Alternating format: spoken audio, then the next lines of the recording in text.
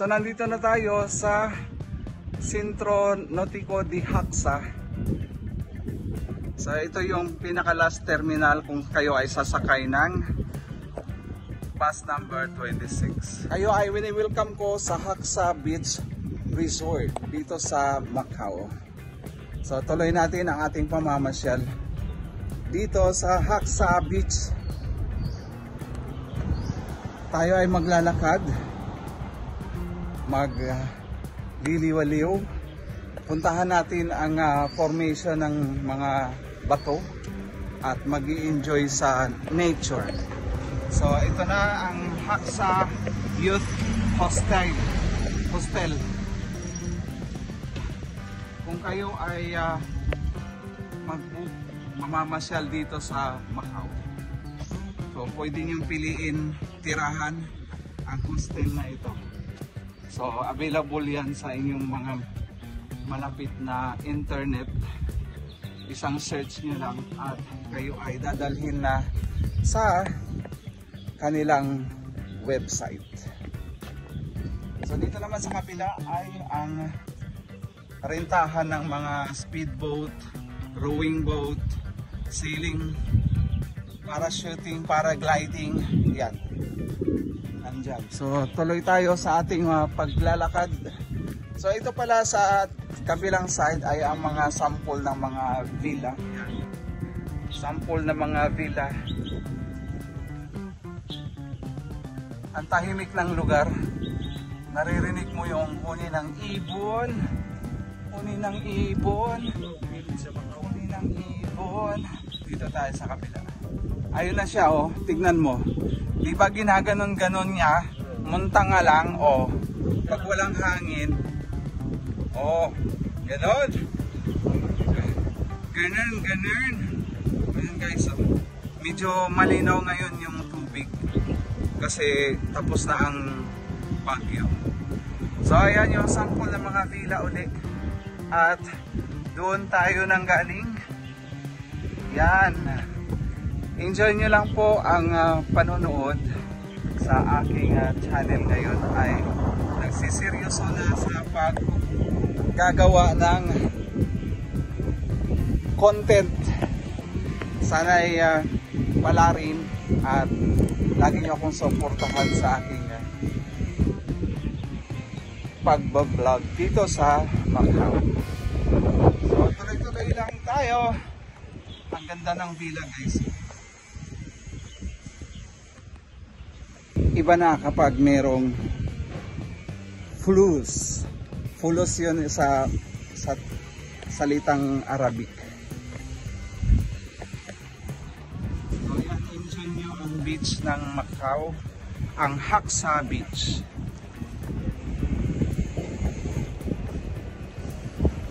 Nandito na tayo sa special na bato, kulay na bato, at kung anong bato-bato yan. Ito ay gilid ng dagat at sinadyang ginawa ng daanan. At yung mga bato na ito ay kinuha din nila dito sa bundok. So ang ganda.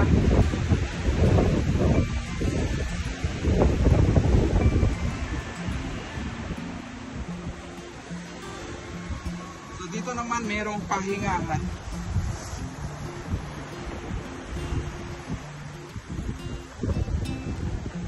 So ay nakalagay, os mariscos de estacionação inadequados para o consumo e sua captura e probidad. Oh, ang galing kong mag-Portuguese ah. Binasa lang pala.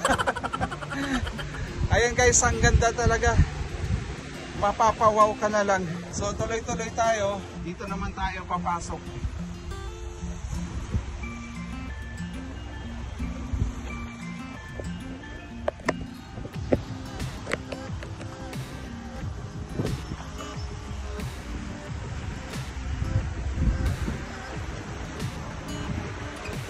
Yun! Wow! Ang ganda! Woohoo!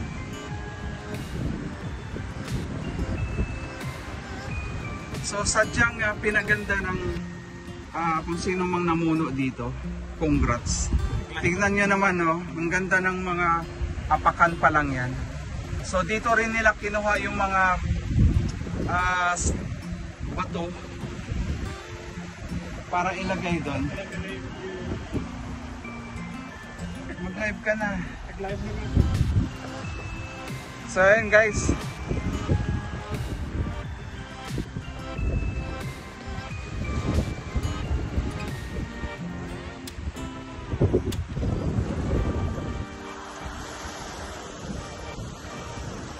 Gutom ka na?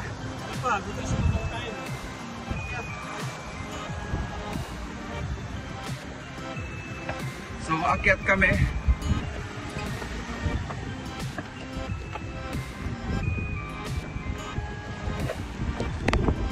Siguraduhin na ang pag-akyat ay matibay ang tuhod at saka sigurado ka na yung aapakan mo ay yun na yun.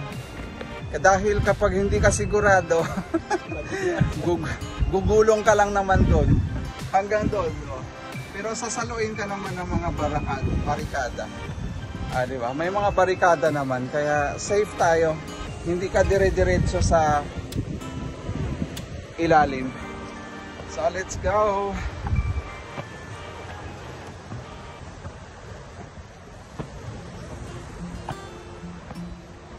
So akyat tayo ng pinakabundok.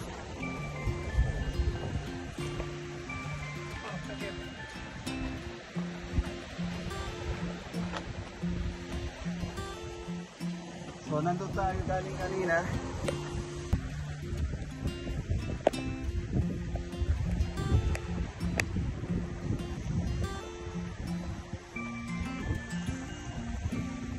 Wow!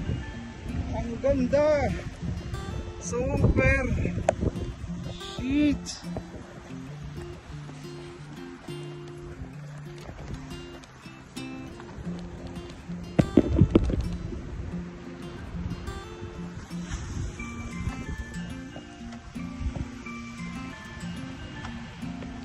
Guys, enjoy nyo lang ang beauty of nature.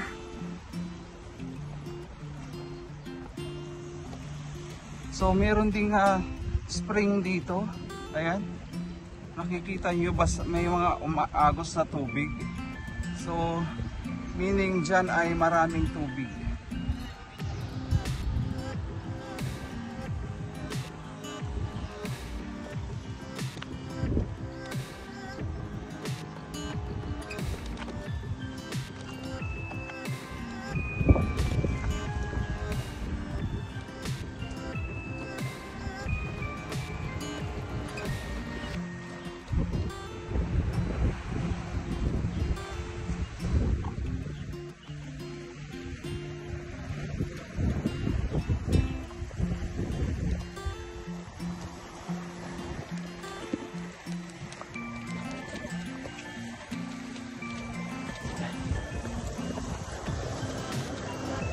Ganda talaga guys. So, parang sinasadya talaga eh. So, si Kuya umaakit. Diba? Pag nagkamali siya dyan, siyempre gugulong ka rin lang naman papunta doon. Oh. At least hindi ka naman kumatos. Bukol-bukol lang. Oh, wow! Tagal-tagalan mo. So, aakyat tayo ulit yan guys. Papunta doon sa pinakatuktok. Ayan, kita nyo yan. Aakyatin pa natin yan doon sa dulo. So, ayan ang trip ng dalawa. O, tignan nyo guys. So, oh, nandun na sila, diba? Mataas-taas na yan. Oh. Gumagawa sila ng istorya ng buhay nila. Anong gagawin nyo siya? Wala ba namang namit-namit dyan? Babawal ka pa kung talagang gusto na kaya na nakapalda na eh. Ay, sorry po. Gawain.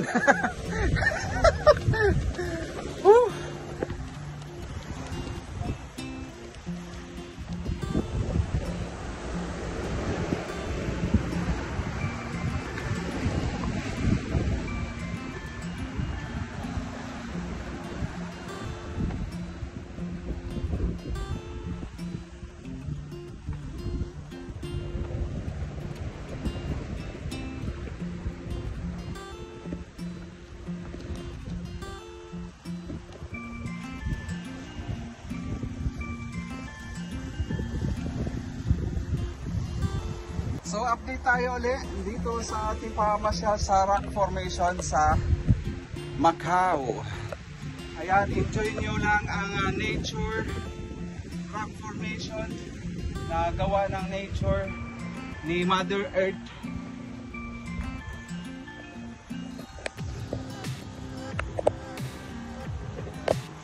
So ayan, ang dalampasigan.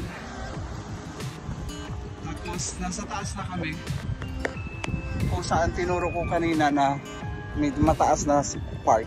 Yan ang lugar kung saan tayo nanggaling at ito na yung nakita natin na malaking building doon sa ilalim at ito naman yung kanyang kapaligiran. So parang nasa 4th floor tayo sa lalim niyan. So yan ang kabuuan nitong villa na inyong nakita at nakita ko kanina sa ilalim. Malaki ito, malaking building pahaba. So plus ganda pa ng mga bulaklak. Yun. So tayo ay aakyat na doon sa ating pinanggalingan. Yan. So tatabi tayo kasi merong sasakyan. Alright.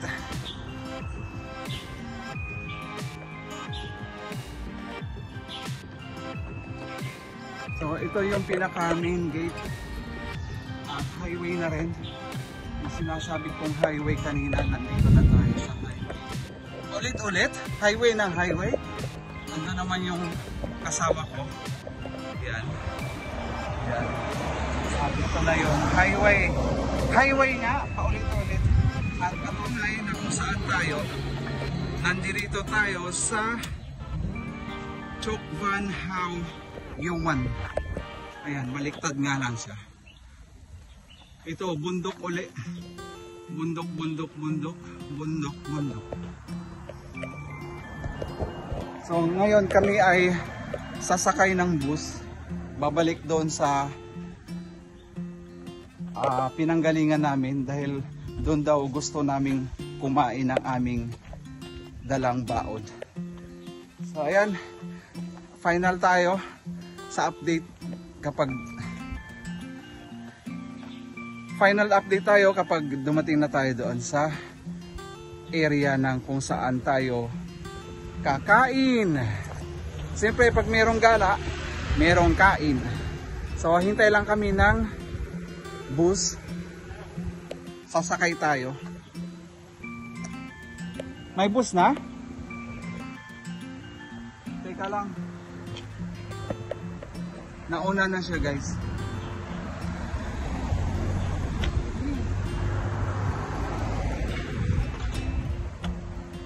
Nagulat ako, akala ko dinuraan ako. Yun pala, shower talaga yun, ang nagdidilig pala. Nandito tayo sa Estrada de Chocban. Ayan, baliktad guys. Kasi gumamit ako ng front camera. So, Estrada de Chocban. So, hintay kami ng bus. So, sa papatuloy ng ating paglilibot dito sa Haksawan. So, bumalik kami dito uli kung saan kami nanggaling. Kasi ang gusto ng kasama ko doon kami kakain sa malapit sa dalampasigan. So kung kanina nakita ninyo na yung tubig, medyo chocolate ang color. Ngayon naman ay malinaw na.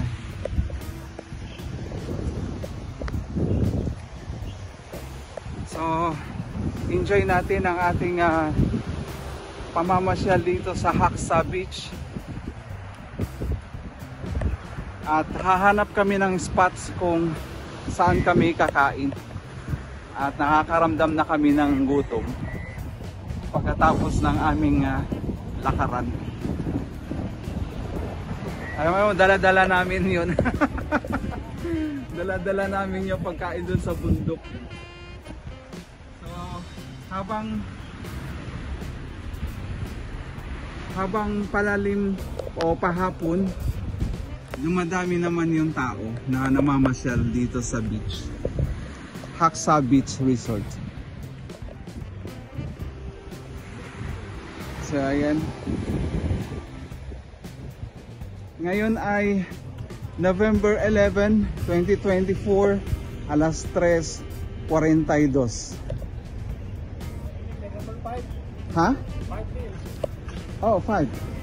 Oo nga. Ano sabi ko? Oo. So, yan yung digital na announcement. Yan ay Portuguese. Yan ay English.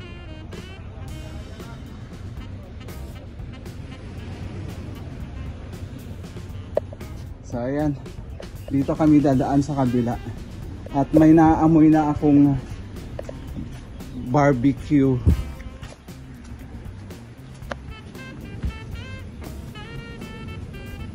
So yung pansinin nyo kanina kung saan kami bumaba at dumaan, yan na yung aming dinaanan kanina. At presto, yan yung pinaka main entrance ng beach. Alright, so hanap kami ng spots ngayon kung saan kami kakain.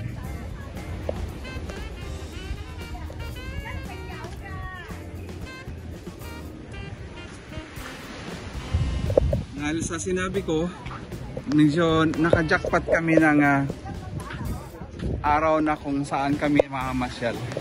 Day off niya rin, kaya sakto. Malinaw ang kapaligiran at chill-chill lang. Saan tayo ngayon? Hanap ng pakakainan.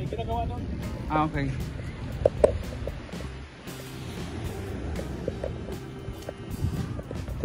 So guys, mayroong person dun gumagawa ng castle. So let's go. Tingnan natin kung paano niya ginagawa.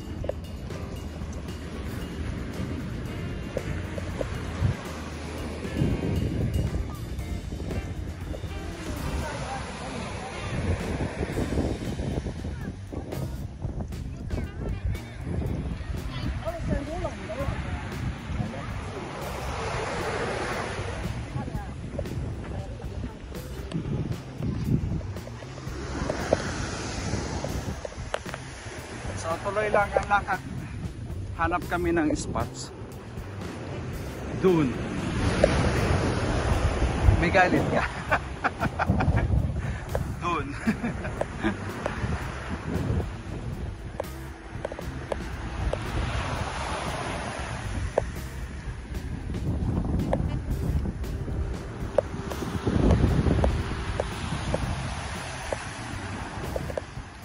Parang alay lakad to ah.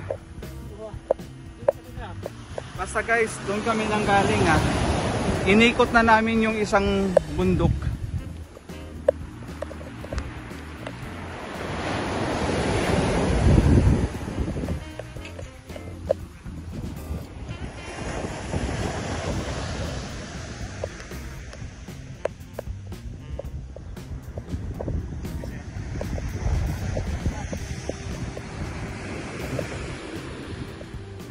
Ito guys, Pilipino ba yan o Indian o Nepal? Indian. Nepal yun. No problem.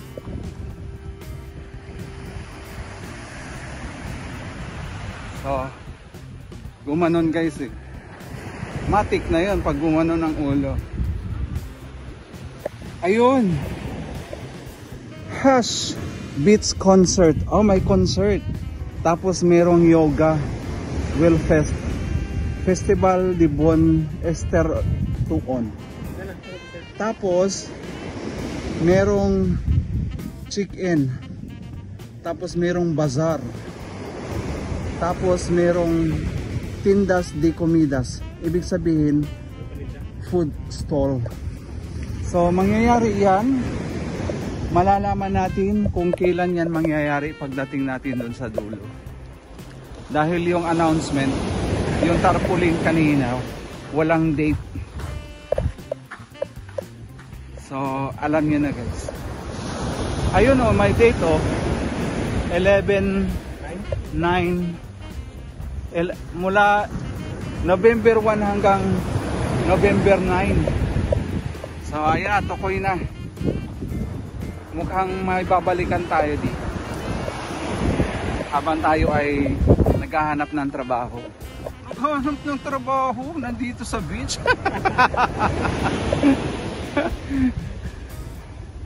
Walang pakialamanan, basta ako nasa beach naghahanap ng trabaho. Diba? Pero walang imposible kung ikay naniniwala sa taas. Si Lord,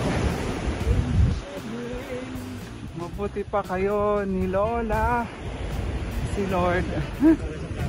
So nandito na kami uli guys sa Fisda.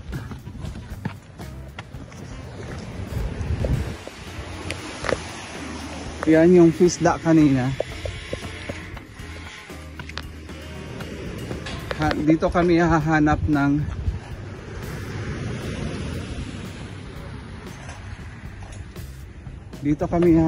ng makakainan. Alright. So naghahanda na sila. November 9 and November 2. See ya.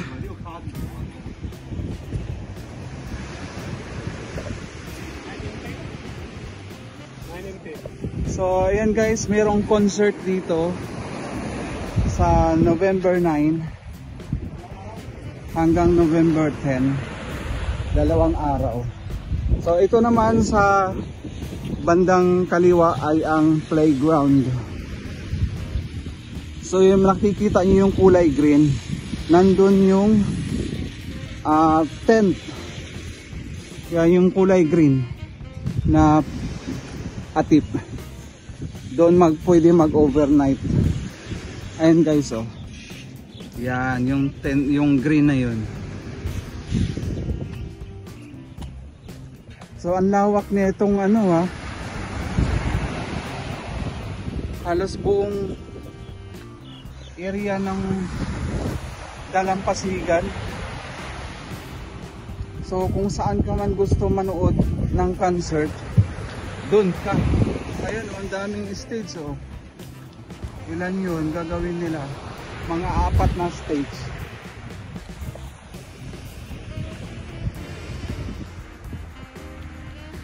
Oh, saan tayo?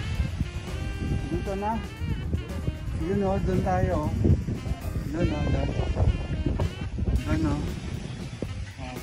Tapos meron din ginagawa dito guys na stage pa rin. So ayan si Pine Tree. Grabe talaga. Ito, pwede dito, oh. Pwede ba dyan? Ayan. Dito na tayo. Kaso lang merong banday. Dali. Nagbago ang isip. Ganun lang naman dito guys eh. Pag hindi mo gusto ang kapaligiran, hanap ka ng gusto mo. Alam mo, ipipilit mo yung hindi mo gusto. Oy, may hugot ka na naman ha. Maliban lang kung walang alak ang katawan. Kasi kapag di mo ginusto, may alak na ang katawan, wala ka nang magagawa. Ituloy na yung balak, may alak na eh. Alam na ang gawain. So guys, nakakita na kami ng spot kung saan kami kakain. Yan yung baon namin.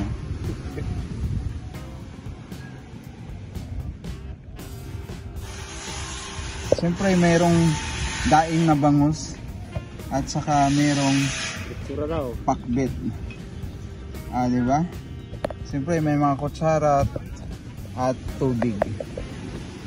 So, kain na kami. Date namin ngayon. walang mahila.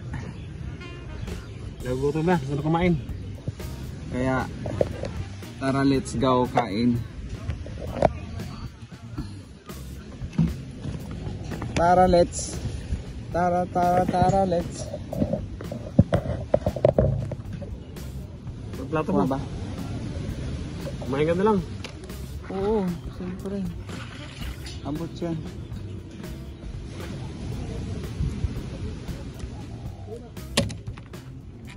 Buhay pa yung itlog.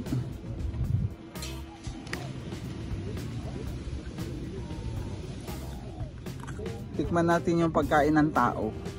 Yummy. Ice cream, good. Itlog. Itlog. Bangus. Meron pa sa ilalim guys, sa itlog. Ano? Itlog na bugok. Naka ano pa, nakalawit. Kain.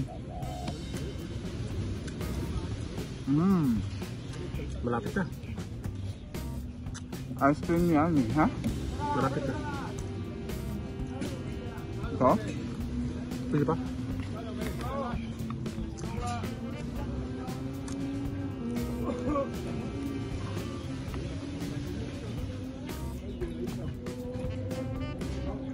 Practice na lang ang country.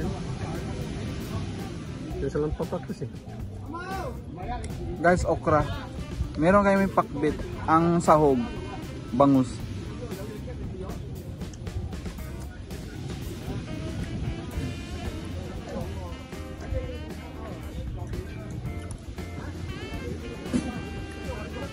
Yung ginawa namin guys, ano, nagbaong kami. Bumili kami doon. Kasi kung dito pa kayo bibili, sobrang mahal.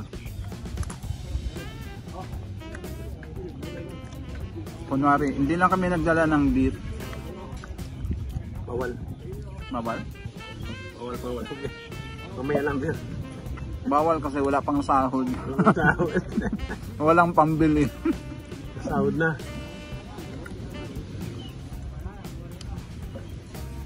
Ganun lang kadali intindihin yung usapan dito.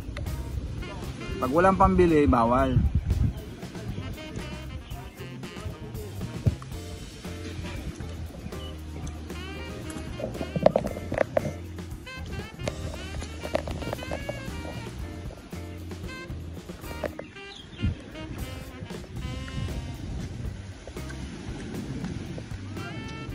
Nandito pa rin tayo sa Macau Haksa Beach Resort. So, ang aking background ngayon ay isang tent kung saan pwede kayong mag-overnight, pwede dito. Mayroon ditong available na parentahan ng tent or pwede kayong magdala ng tent mismo. So, pwede dito mag-overnight, gwardyado naman ito. So, ayan, mahaba ito na area. Dito pa sa aking likuran, tent area din yan. So halos natapos natin ang ating vlog dito sa Macau. Ang ganda dahil kung ikaw man ipagod na sa trabaho at ikaw ay turista naman na gusto mo lang maiba ang kapaligiran, pwede itong magiging outlet kung saan tayo makapag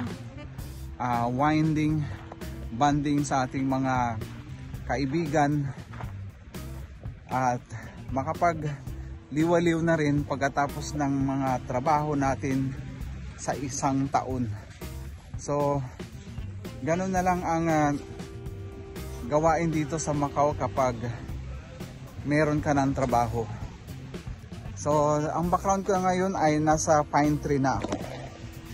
Ayan. Mga maliliit pa lang. Mga bagong tanim yan. So ito na yung lights up.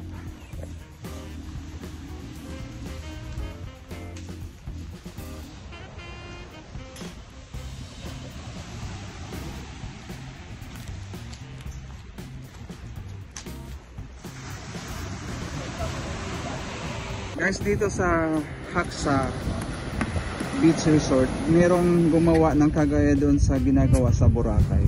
Pero ang sand dito, black sand. So yan yung kanyang obra.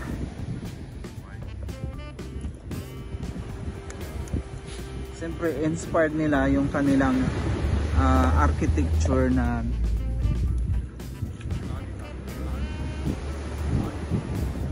Chinese motif.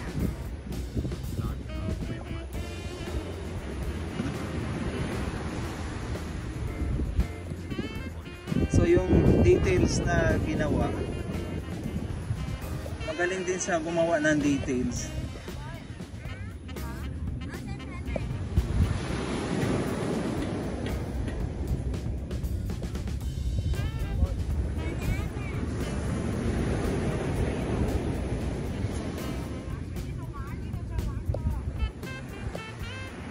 So yun yung kanyang obra.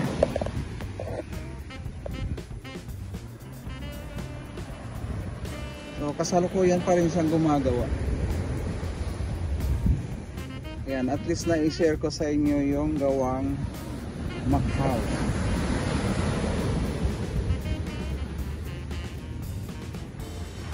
So dahil dyan, naipakita ko sa inyo ang beach dito sa Haksa Beach Resort ng Macau.